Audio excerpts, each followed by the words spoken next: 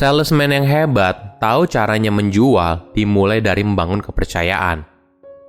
Halo semuanya, nama saya Michael. Selamat datang di channel saya, Sikutu Book.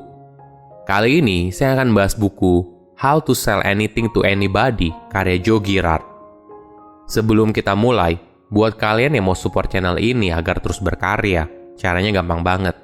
Kalian cukup klik subscribe dan nyalakan loncengnya. Dukungan kalian membantu banget supaya kita bisa rutin posting dan bersama-sama belajar di channel ini. Buku ini membahas soal bagaimana cara menjual barang yang efektif dari salesman terhebat di dunia. Selama 15 tahun karirnya, Joe berhasil menjual 13.001 mobil dan diberikan penghargaan dari Guinness Book World of Record. Ilmu yang dimiliki oleh Joe bukan berasal dari kuliah di universitas terbaik, karena dia tidak pernah kuliah dan putus sekolah ketika SMA. Tapi, semuanya dia pelajari dari pengalamannya berjualan.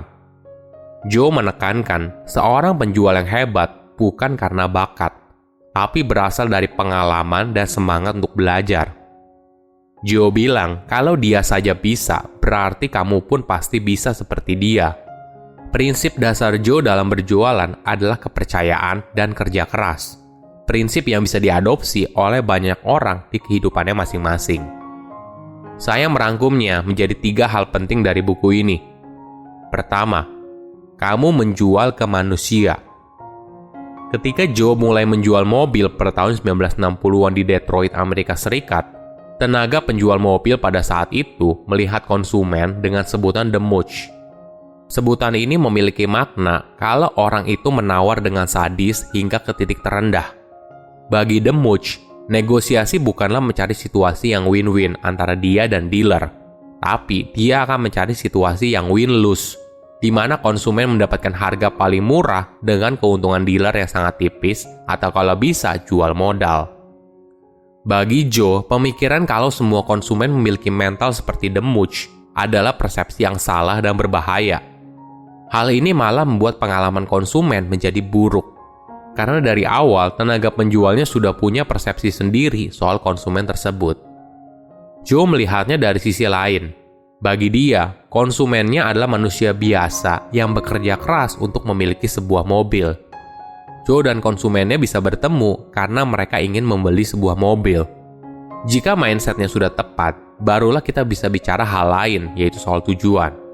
Joe memiliki tujuan kalau setiap penjual mobilnya harus mampu memberikan kesan yang baik dan ketika konsumen keluar dari dealer, mereka membawa pulang sebuah mobil dengan harga yang pantas. Pengalaman yang baik ini tentu saja membuat konsumen tersebut selalu teringat dengan Joe dan bahkan merekomendasikan Joe kepada teman, keluarga, atau rekan kerja mereka apabila mereka ingin beli mobil. Bagi Joe, seorang salesman yang sukses harus paham betul siapa konsumennya. Semuanya dimulai dari nama. Kamu harus tahu nama konsumenmu dan panggil namanya dalam pembicaraan. Kamu juga harus belajar mendengar dengan baik apa kebutuhan mereka, apa yang mereka inginkan. Teruslah mendengar sampai kamu punya gambaran yang utuh soal apa yang konsumenmu butuhkan. Kamu juga harus fleksibel dan jangan terburu-buru. Jangan sampai terkesan kalau kamu memaksa konsumen untuk segera membeli. Kadang dalam satu kesempatan mereka langsung membeli. Kadang butuh waktu beberapa kali diskusi baru akhirnya konsumen memutuskan untuk membeli. Ibaratnya, sama seperti kamu membuka kacang kulit. Tidak bisa terlalu keras atau terlalu lembut. Kamu harus bisa tahu bagaimana keseimbangannya. Itulah seni dalam menjual yang harus kamu pelajari. Kedua, prinsip 250 orang. Ada sebuah kejadian yang mencerahkan Joe. Suatu hari, dia hadir dalam sebuah pemakaman. Di sana, direktur pemakaman itu memberikan kartu kepada tamu yang hadir. Joe pun bertanya, bagaimana direktur itu bisa tahu berapa banyak jumlah kartu yang harus dicetak dalam satu pemakaman? Direktur pemakaman itu lalu bilang, kalau orang yang datang ke pemakaman biasanya sekitar 250 orang, dan itulah jumlah kartu yang dicetak. Kemudian suatu hari, Joe dan istrinya pergi ke sebuah pesta pernikahan. Di sana, Joe bertemu dengan pemilik catering. Dia bertanya, berapa rata-rata tamu dalam sebuah pernikahan? Pemilik catering itu lalu bilang, rata-rata tamu dalam pernikahan itu 250 dari pihak perempuan dan 250 dari pihak laki-laki. Beberapa pengalaman ini akhirnya membuat Joe menarik sebuah kesimpulan. Bagi dia, setiap orang kenal dengan 250 orang dalam hidupnya yang mereka bisa pengaruhi opini dan pengalamannya. Hal ini berarti, jika Joe bertemu dengan 50 calon konsumen dalam seminggu dan 2 orang tersebut merasakan pengalaman yang buruk, maka di akhir tahun akan ada 26.000 orang yang terpengaruhi hanya dari 2 orang tersebut. Ketika kamu berjualan, coba pakai pemikiran ini. Saat kamu membuat 1 orang saja merasakan pengalaman yang buruk, maka kamu punya resiko untuk memiliki reputasi yang buruk pada sedikitnya 250 orang lainnya yang mungkin akan menjadi calon konsumen kamu di masa depan. Itulah sebabnya kamu harus memperlakukan calon konsumen atau konsumenmu dengan baik. Contohnya seperti ini. Ketika berjualan mobil, Joe bukan hanya menjual mobil, tapi juga pasca penjualannya. Dia selalu bilang ke konsumennya kalau mereka bisa menghubungi dirinya jika mengalami masalah dengan mobil tersebut di kemudian hari, dan Joe akan sangat senang untuk membantu mereka. Itulah cara Joe menjual. Bahkan dia juga pernah bilang kalau dia tidak pernah menjual mobil seumur hidupnya, tapi yang dia jual adalah reputasinya sebagai seorang Joe Girard. Teknik referral bird dog. Sepanjang karirnya, Joe telah menjual lebih dari 13.000 kendaraan. Hal ini berarti dalam sehari rata-rata dia menjual 6 mobil. Kalau kondisinya lagi ramai, dia bisa menjual 18 kendaraan sehari. Joe sendirian mampu menjual mobil sebanyak 95% dari total penjualan mobil di Amerika Utara saat itu. Lebih hebatnya lagi, Joe tidak menjual kepada korporasi dalam jumlah banyak.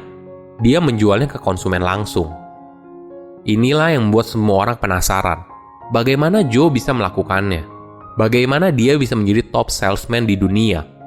Salah satu tekniknya yaitu menggunakan teknik referral.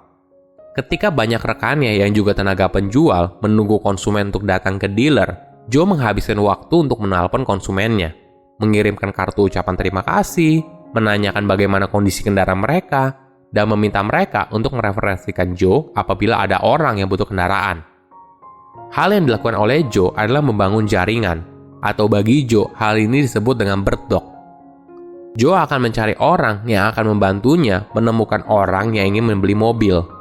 Sebagai imbalannya, Joe akan memberikan $50 setiap mobil yang terjual. Pada saat itu nilai tersebut cukup besar. Jika sudah deal, maka Joe akan langsung membayarnya tanpa menunggu komisi pribadinya cair. Ada banyak cara untuk membangun sistem bird dog. Bagi Joe, bird dog terbaik adalah konsumen yang puas. Itulah kenapa Joe selalu menaruh surat dan kartu nama ke dalam kompartemen mobil baru konsumennya. Di surat itu, Joe juga menjelaskan bagaimana sistem bird dog dan berapa komisi yang mereka bisa dapatkan. Selain konsumen langsungnya, Joe juga membuat jaringan bird dog-nya melalui tukang cukur rambut, petugas pemberi pinjaman, dan orang lain yang bergerak di bidang yang sama. Bagi Joe, orang yang sering berinteraksi dengan orang banyak setiap harinya merupakan calon bird dog yang potensial.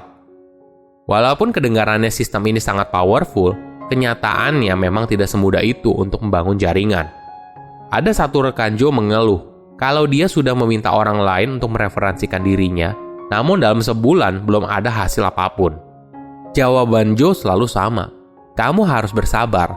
Kamu telah menanam benih yang baik, kamu harus terus menanam benih yang baik, hingga akhirnya suatu saat kamu akan menerima manfaatnya. Seni menjual dimulai ketika kamu mendengarkan konsumenmu dan memperlakukan mereka sebagai manusia. Pada akhirnya, kamu tidak hanya menjual sebuah produk, tapi juga layanan yang menyertainya. Silakan komen di kolom komentar, pelajaran apa yang kalian dapat ketika baca buku ini. Selain itu, komen juga, mau buku apa lagi yang saya review di video berikutnya. Saya undur diri, jangan lupa subscribe channel YouTube Sikutu Buku. Bye-bye.